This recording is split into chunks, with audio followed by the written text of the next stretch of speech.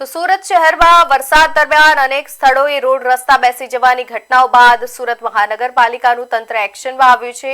પાલિકા કમિશનર તમામ ઝોનના કાર્યપાલક ઇજનેરો અને ઝોનલ અધિકારીઓ સાથે તાત્કાલિક બેઠક યોજી વરસાદ દરમિયાન સતત ફિલ્ડ વિઝિટ કરવા અને પરિસ્થિતિ પર નજર રાખવા સૂચના આપી છે। શહેરના કુલ 24 સ્થળોએ રોડ રસ્તા અને ટ્રેન્ચ લાઇન બેસી જવાની ઘટનાઓ સામે આવતા સંબંધિત ઇજારદારો અને જવાબદાર અધિકારીઓને નોટિસ ફટકારવામાં આવી છે। પાલિકા દ્વારા તમામ સ્થળોએ મરામત અને પુનઃસ્થાપનની કામગીરી પૂર્ણ કરવામાં આવી હોવાનું એડિશનલ સિટી ઇજનેર એમડી ચાવડાએ જણાવ્યું છે।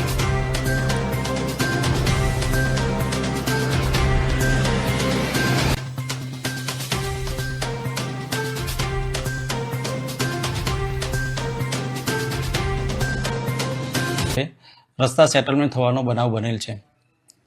સુરત મહાનગરપાલિકાના તમામ ઝોન દ્વારા આ સેટલમેન્ટ થયેલા તમામ રસ્તાઓને રિપેરિંગની કાર્યવાહી તાકીદે હાથ ધરી અને પૂર્વવત કરવામાં આવેલ છે। મોટાભાગના રસ્તાઓને 1 થી 2 જ કલાકમાં રિપેરિંગ કરી અને પૂર્વવત કરવામાં આવેલ। બાકીના સ્થળોએ પણ 4 થી 5 કલાકમાં તમામ કામગીરી પૂર્ણ કરી રિપેરિંગ કાર્યવાહી કરી અને રસ્તો પૂર્વવત કરવામાં આવેલ છે। એ બનાવ બનેલ છે તેમાં જવાબદાર એજન્સીઓ તથા અધિકારીઓને નોટિસ પણ પાઠવવામાં આવેલ છે।